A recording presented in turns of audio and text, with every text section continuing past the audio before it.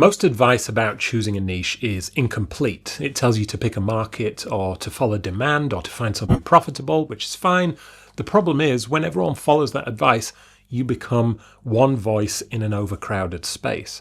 So coaches, consultants, and other specialist practitioners struggle to stand out and get clients. Right now, you're not known for anything specific. And until you decide what you want to be known for, you won't stand out and you won't attract the right clients. I see this a lot with people who are transitioning into coaching or consulting from their previous career, and I'm regularly surprised by the incredible range of backgrounds that lead people into coaching. Business people of all kinds, actors, writers, magicians, artists, health professionals, and more. There are 1,000 unique angles that bring people into this kind of work, but somewhere along the way, that uniqueness gets flattened out into something generic. Wherever you came from, you already have skills and life experience. You might have had years of experience in a particular industry, and now you're trying to turn that into something new online. And you hit this weird stage where you're not really sure how to position yourself. You start posting content, but it's not really landing.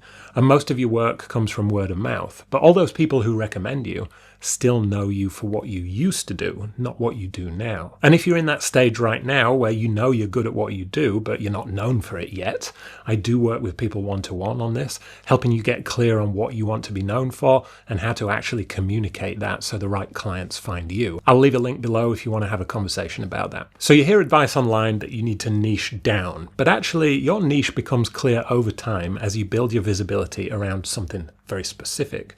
The real struggle is that no one associates you with anything yet. And a niche isn't just a group of people or an industry. It's what people remember you for. It's the thing that comes to mind when your name comes up in conversation. If someone says, oh, Sally is a coach who helps people with breakups and relationships, that's a niche. It's not because of the audience. It's because of the association people have with what Sally does. When someone has that problem, they think of Sally because she has a clear position, not just in the market, but in people's minds. But for most people, the first thing that comes to mind is usually quite vague.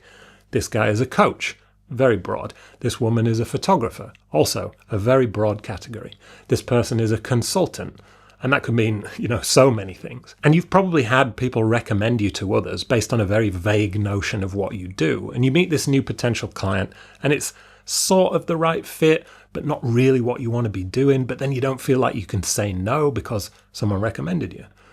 Not the worst problem in the world to have, but it's not really helping you grow. So choose a specific problem that you can help people solve and decide what you want to be known for and lean into it. When you do that, the niche creates itself and you'll be unique. What you offer will be based on your experience, your combination of skills, and the work that you really care about. Here's a simple way to approach it. Step 1, start with what you already know. You don't need to reinvent yourself or fit into some imagined mold of what a coach looks like. Your previous career, your skills, and your life experience, that's your starting point. Starting from scratch and not using those advantages, it's so much harder. Let's say you want to be a mindset coach and your previous career has been as a freelance graphic designer. Those two don't immediately seem to fit together, but who has to be more resilient, persistent, and growth-minded than a freelancer, where you never know where the next job is going to come from? Whether you say it publicly or not, you will be drawing on your lived experience to help other people.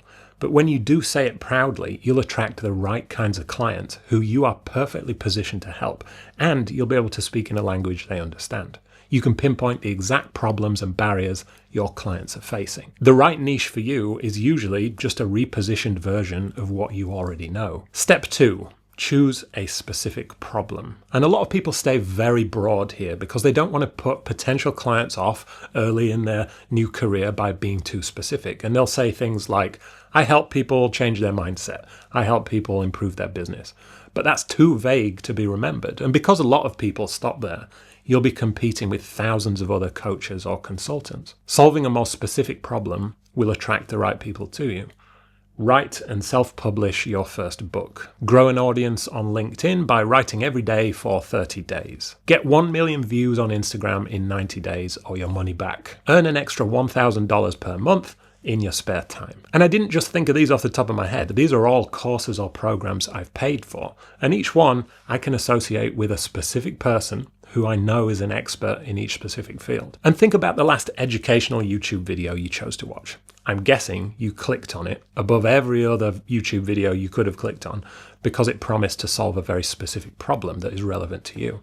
Specific problems and solutions are easier to understand and easier to become known for. Step 3, start to build content about that one idea. And this is the part that a lot of people struggle with. They talk about everything, different topics, different problems, different audiences, because they want to catch more people and prove that they have broad knowledge and experience. And this isn't platform specific. Could be YouTube, could be LinkedIn, Instagram, could be your email newsletter or your blog. But if you want to be known and remembered, you need to solve one problem really, really well.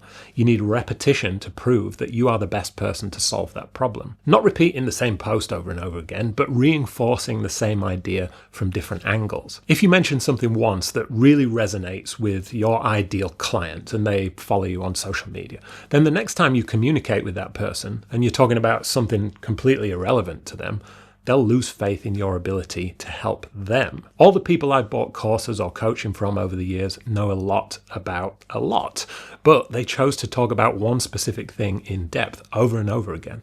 That's why I chose them to help me. You don't become known by being generally interesting, with the possible exception of Stephen Fry. You become known for being specific. It's that simple. And that's why posting more content doesn't help unless it's all pointing in the same direction. A lot of people worry about choosing the wrong niche. What if I pick something and it doesn't work? But you're not locked in forever. You're choosing a direction so you can get started, build momentum, and gather data. You can always refine it later. But staying broad and vague because you don't want to risk cutting anybody off will mean you'll always be undifferentiated and you'll always be invisible. So having a niche is a good thing. It's a great thing, but it will emerge organically when you decide what you want to be known for.